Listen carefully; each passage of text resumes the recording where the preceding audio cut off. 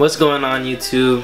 I'm Christian Graham, and today I'm going to be talking to you about minimum wage and all of its aspects in general and specific and personal experiences in regards to the scholarly articles that I've done some research on, and as well as a few external articles that I've also used as some backup for minimum wage. So let's just jump right into it. For those of you that don't know, minimum wage was first established in 1938 under the Fair Labor Standards Act. At the time, minimum wage was based off of less than half of the average hourly earnings at that time, and today it marks the foundation of what minimum wage is. The FLSA, or the Fair Labor Standards Act of 1938, basically just set the ground for what it is now, and this established minimum wage, overtime pay, record keeping, and youth employment standards. Covered non-exempt workers are entitled to minimum wage of not less than $7.25 as of July 2009. So this is important because you know, this is what minimum wage is, and this is how it all began, through the Fair Labor Standards Act of 1938. So without that, we wouldn't even have a minimum wage enforced by government standards. So moving forward, covered employees, I mentioned that in what the Fair Labor Standards Act is. For those of you that don't know, covered employees are employees that are functional in a employer-employee based relationship, and their earnings are subject to social security taxation. This means that basically any business that you are working for, no matter what it is, as long as you're getting taxed towards social security benefits, that is what a covered employee is. Uncovered employees, as you might think, does not have an employee-employer relationship. This means that you are either owning your own business or you're in a partnership for a business. And as you might assume, these businesses obviously would not have a minimum wage, because you don't have to limit yourself to a wage. There is no employee to employer relationship, so you do not have to pay out yourself minimum wage. You would just collect the earnings of whatever your business is making, and then, you know, do your taxes, and then collect whatever income towards yourself. So as you might assume, that, you know, wages are obviously flexible. Moving forward, nominal minimum wage versus real minimum wage is going to be our next kind of thing that we talk about. Nominal minimum wage is all the money that's earned, and you can't really connect that to that branch off of purchasing power parity where it's relevant to another country, while real minimum wage is the wage adjusted for inflation. So it accounts for all the money earned and all the money that's going to be lost as a result of inflation, interest rates, etc., etc. So nextly, I'm going to be talking about how raising minimum wage affects the law of demand. So in regards to a business, you know, when minimum wage increases, a business has to increase their prices of their goods in order to retain the same amount of profit as they did before.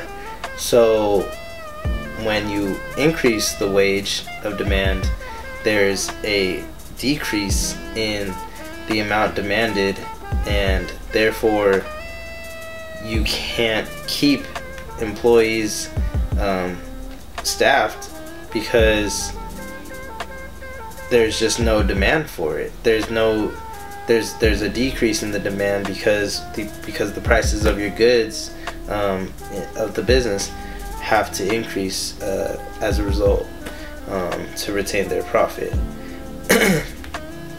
With that being said, minimum wage hurts the group of people, the trainees and the new hires, and also the people that don't have as many years of experience in a business, that don't really have security because they're still gaining a foot in the door. And when there's an increase in minimum wage, it's hard to keep those people in line. You can't really keep a trainee on versus someone that has seniority, when you can pay the person that has many years of experience the same amount, if they were both working for minimum wage, for example.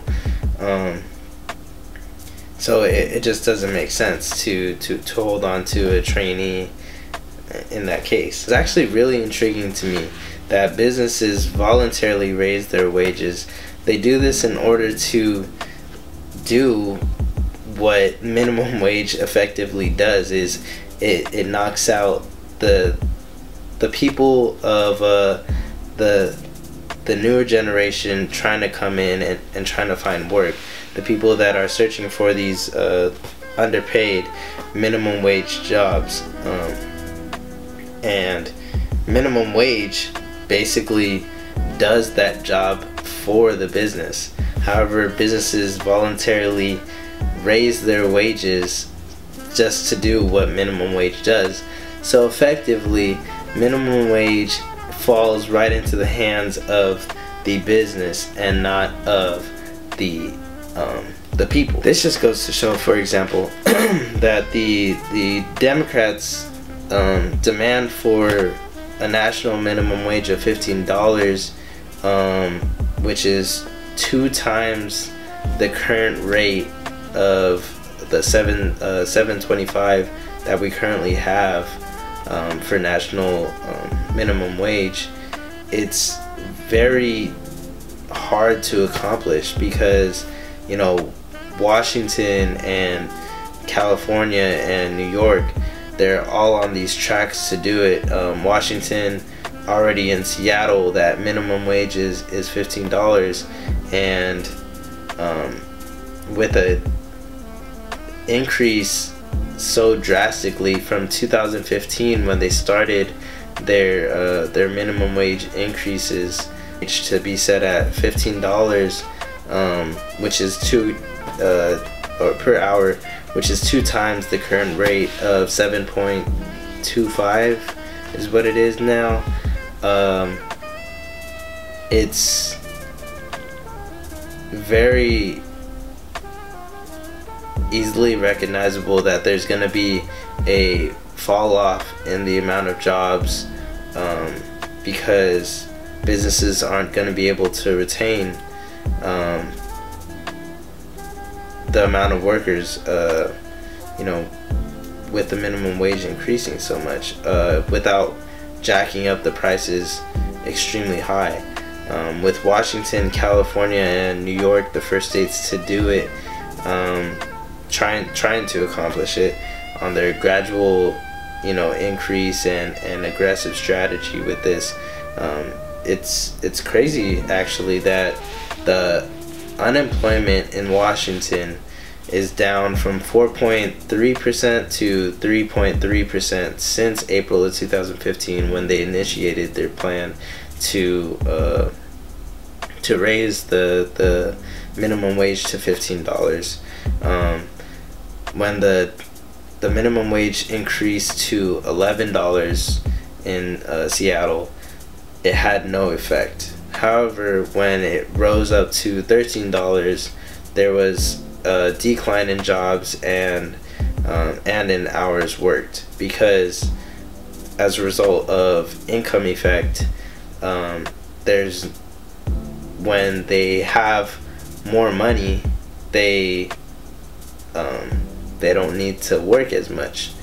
And also, with minimum wage increase, there's just not enough money for the businesses to even supply for these workers. So therefore there's a decline in jobs, and the hours worked are cut. Another thing implemented was the increase in annually based rate of inflation. So they take a percentage of what the inflation is going to have, the effect that the inflation is going to have on the wages, and they apply that to the minimum wage, and that's how much increase the minimum wage has at that given time. Elasticity is around 0, except for in Washington, which is around -3, which means usually there would be no change in the effects in respects to wage on the elasticity of employment. So like the change in employment, but as a result of the wage increases, places like Seattle, for example, there was a relatively large decline in employment due to businesses having to change their business models via automation and or eliminating jobs that were unnecessary. You know, businesses, they found that it was unnecessary to even have certain jobs in their business. As a matter of fact, people, you know, it's been really huge lately is lean manufacturing. So, you know, and Six Sigma. So people are trying to cut job processes to reduce the amount of work even being able to be processed in a business. With minimum wage increasing, there's gonna be a limited amount of jobs even available. So Six Sigma is effectively taking that path for the business to cut processes, and minimum wage is gonna do that by itself.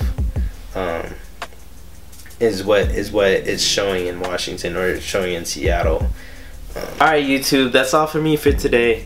I thank you for tuning in. I hope that you learned something brand new, fresh, and important about minimum wage. And if you want to learn more about it, go do your own research. You can ask me for any questions or details, and I'll be able to address them for you as well. I thank you for just watching my presentation. I hope that you learned something, and don't forget to leave me a comment. Let me know how I did. Give me a like button. Yeah, I appreciate your support. Giving me this A+ on this assignment. Yeah, have a good day.